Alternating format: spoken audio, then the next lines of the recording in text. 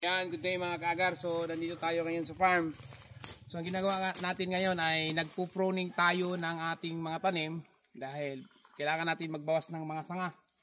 So, makikita nyo mga kaagar, yung itong mga tanim natin ay hindi pareho yung tubo dahil nga doon sa tinatawag natin na seeds, immatured and matured seeds. So, magpo-pruning tayo, magbabawas tayo ng mga sanga. So, tulad nito mga kaagar. Kita nyo kung papansin nyo. Yan, sobrang daming sanga. So, ang iba hindi magbawas. Pero ako ay kailangan kong magbawas ng mga sanga. Dahil ang pruning naman ay nakakatulong para makakuha tayo ng mga natural agarwood tulad nito. Yan, kung mapapansin nyo yan, kung ito ay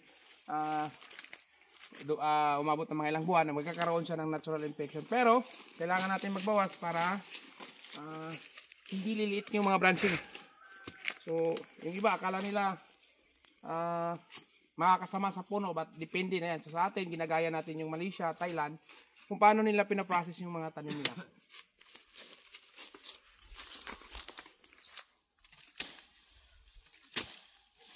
So, yan, ito, tulad nito, napakalaki, di ba? So, hindi tayo manghinayang na ito ay pinotol dahil nga, kailangan natin magbawas. So, bakit ito yung pinotol natin? Dahil, lapit ka konti rin. Yan. Bakit ito yung pinotol natin? Makikita kasing laki na ng kamay. Bakit ito yung tinanggal natin? Kasi ito yung main branch. Yan, konti rin. Dito. Ito kasi yung main branch niya. So, dito natin tinanggal. Puputulin natin to at puputulin din natin to.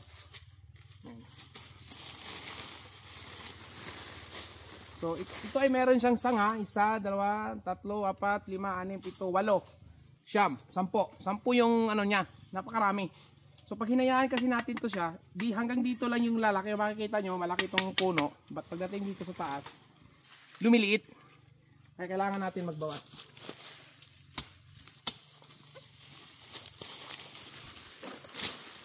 Kailangan natin magbawas para hindi mahirapan yung puno na magbigay ng nutrient kasi sobrang dami niya, papayat kasi tulad din yan sa tao, di ba? Pag yung isang buong pamilya, sobrang dami, tapos isa lang yung nagtatrabaho, kulang sa budget. Kaya tulad din sa puno, kailangan natin magbawas, no? So, shout out dyan sa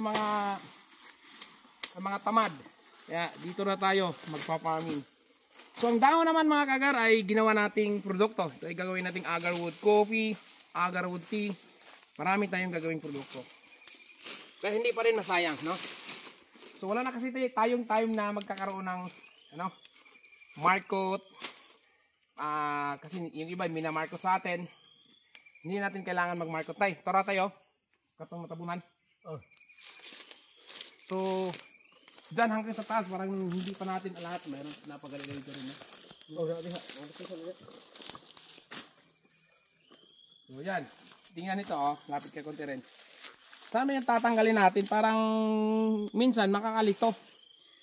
Dahil sa dumbrang dami. So, pag hindi ka malito, para mawala sa isip mo yung palit, putulin mo na lang lahat dito.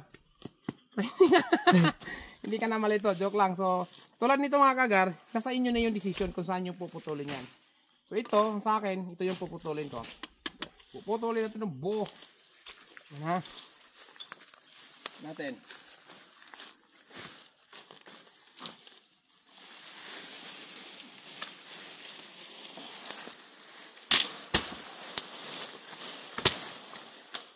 Yan.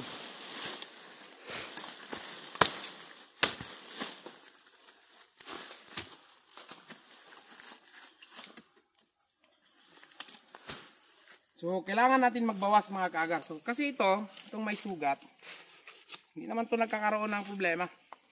Kasi magkakaroon ito ng natural infection. Lapit kayo dito konti. Yan. So, kung napapansin nyo yung nakaraan, yung pinutulan, binawasan na yan, oh. Yan. Dol gamay rin. Lapit yun, dol yun.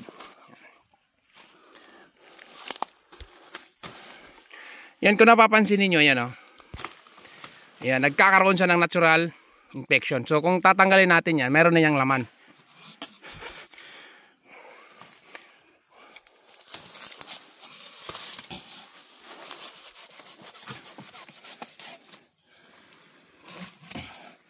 Yan.